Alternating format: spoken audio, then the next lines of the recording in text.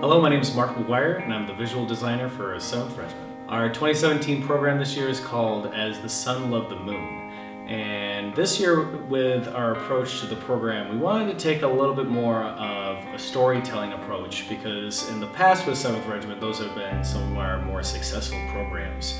Early on in the process, we had kind of just stumbled upon a quote, and that was, "Tell me the story of how the sun loved the moon so much that he died every night so she could live." We kind of gravitated toward that because that allowed us to have a framework for a love story.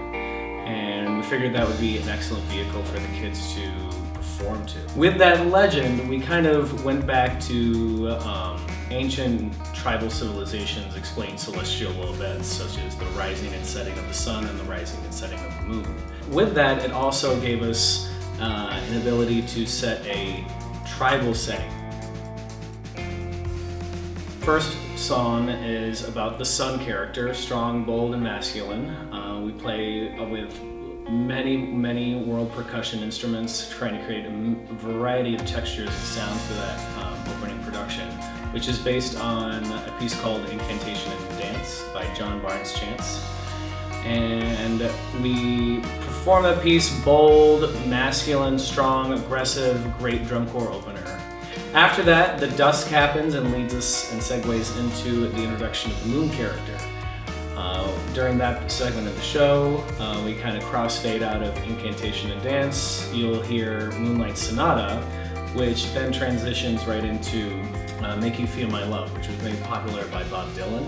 So in that movement, we explore a softer, more feminine character and really showcase the brass line and give them an opportunity to shine. After the first two movements of the show, where we introduce the main characters, our third production is called The Chase, where the two characters are chasing each other around the field, but don't quite actually meet up. For that portion of the show, we play some music from Cirque du Soleil.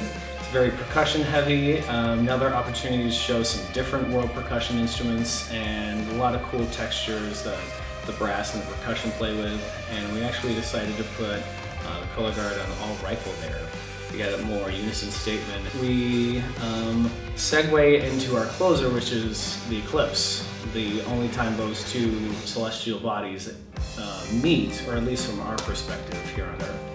So we thought it'd be appropriate if we played Total Eclipse of the Heart, since it does talk about the celestial event, the eclipse, and it does tie in together our love story. So it's a little bit of a departure for us, since we've been pretty serious with some of our music choices in the last couple of years, but Total Eclipse of the Heart definitely fits the concept and is known by the audience, so we think it's going to be an excellent way to finish the show.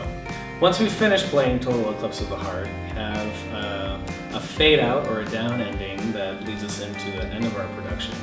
And the idea behind that is that because the sun and the moon don't stay together during an eclipse, they ultimately separate and part, so do our main characters. And for me, it's always amazing to see how far the kids grow in this move-in week, because we've been working just weekends the past couple of months, but the kids really come together in these move-in rehearsals, and it's amazing to see how much they grow, and the growth is really exponential. So very excited to see their performances this weekend in Clifton and Cranston.